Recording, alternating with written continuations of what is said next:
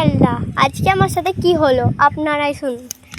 আমি আজকে অনেক দিন পর এখানে আমি ছাদে আছি, কিন্তু গাছগুলোর প্রতি খেয়াল থাকে না। তো আজকে আমি জল দিতে এসেছি।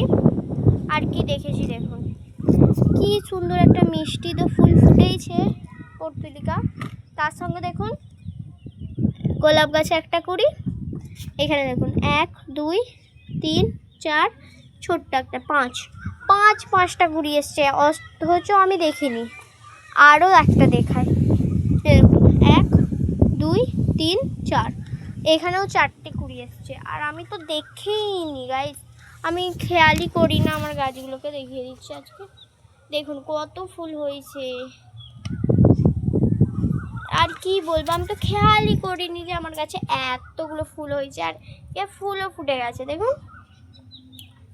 সো আমি এখন গাছে জল দিচ্ছিলাম, হঠাৎ করেই এই রকম একটা চোখে পড়লো আমার।